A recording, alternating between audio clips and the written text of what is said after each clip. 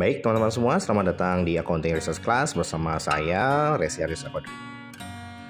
Pada kesempatan kali ini, PEC akan membahas terkait dengan Fama Friends 3-Factor Model. Model yang biasa kita gunakan untuk menganalisis systematic risk di pasar modal Indonesia. Dan jangan lupa follow Instagram saya di r.ariasa.q.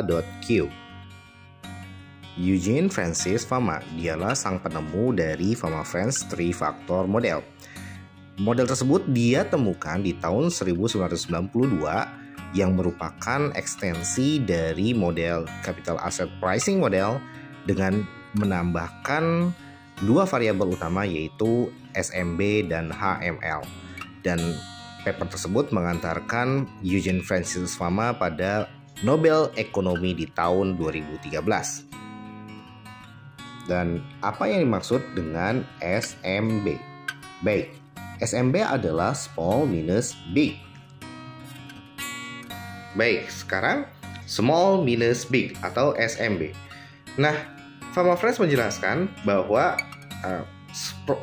perusahaan yang termasuk kategori small itu akan cenderung mengalahkan dari perusahaan yang memiliki big caps gitu ya, atau kapitalisasi pasar yang besar. Nah, kenapa demikian? Eugene Fama menjelaskan bahwasanya seringkali perusahaan dengan yang small caps tersebut atau tingkat kapitalisasi pasarnya kecil itu pada dasarnya perusahaan yang memiliki resiko yang tinggi, ya, high risk. Oleh karenanya akan menghasilkan high return. Nah, kebalikannya perusahaan dengan fundamental yang kuat ya cenderung dia low risk. Ya, kenapa? Karena udah susah bangkrutnya lah, kurang lebih seperti itu ya. Karena memang dia dikelola dengan baik dan akhirnya contohnya masuk ke dalam indeks LQ45.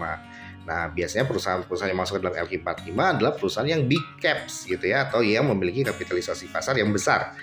Nah, oleh karenanya perusahaan yang big caps menurut Eugene Fama dia akan termasuk ke dalam kategori perusahaan yang low risk dan oleh karenanya menghasilkan low return.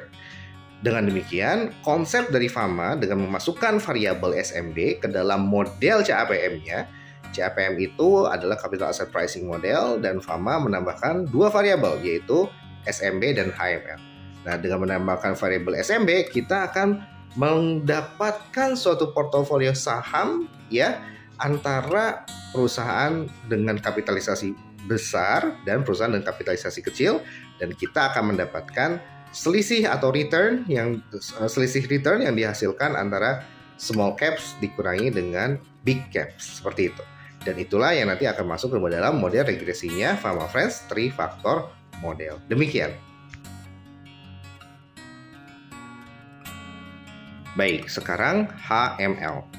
HML merupakan singkatan dari high minus low.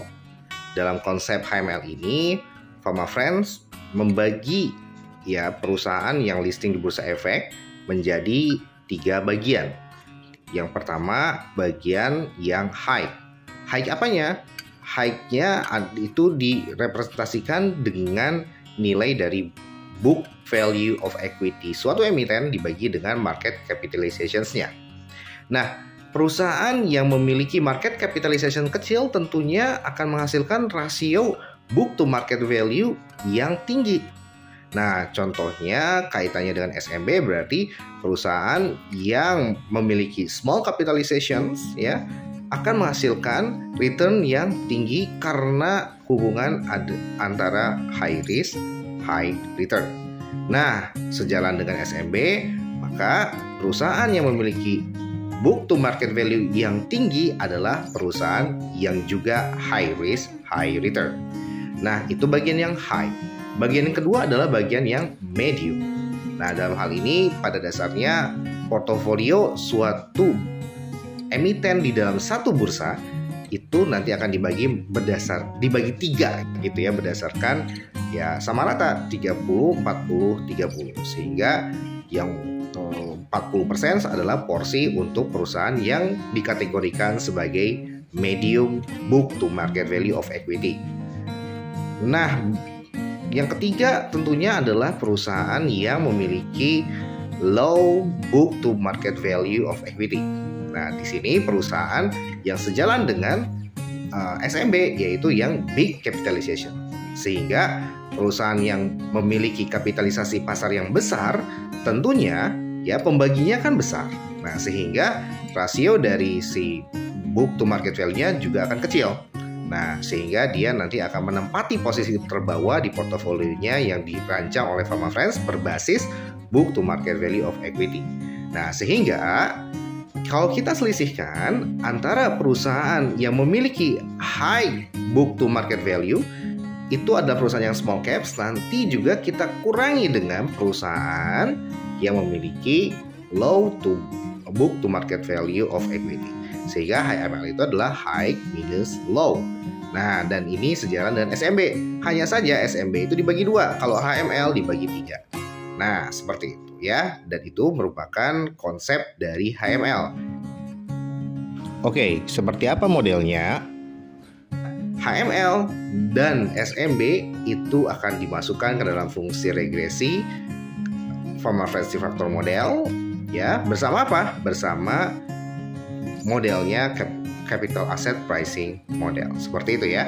Sehingga nanti ada 3 variabel ya. Variabel yang pertama adalah variabel dari IHSG dikurangi dengan return dari obligasi negara, ditambah dengan HML ditambah dengan SMB. Sehingga beta coefficients yang nanti akan digunakan untuk mengukur seberapa elastis ya antara si risk premium itu tadi ya antara return IHSG dikurangi dengan risk free rate atau obligasi negara. Nah, seberapa elastis ya risk premium yang dihasilkan oleh pasar modal di Indonesia terhadap dari return sahamnya, dan tentunya return sahamnya juga sudah dikurangi dengan risk free rate. Nah, itulah konsep dari Fama Friends. Apa kesimpulannya? Ya, jadi pada dasarnya dengan memasukkan variabel-variabel tambahan berupa SMB dan HML tentunya akan membuat nilai beta coefficients dari risk premium menjadi lebih robust dibandingkan modelnya capital asset pricing model. Nah, kurang lebih itu konsep dasar dari Fama Friends Factor model, dan bagaimana cara menghitung HML atau SMB dan risk premium dengan menggunakan data bursa efek di Indonesia tentunya akan dibahas pada video selanjutnya. Nantikan video selanjutnya. Terima kasih. Assalamualaikum warahmatullahi wabarakatuh.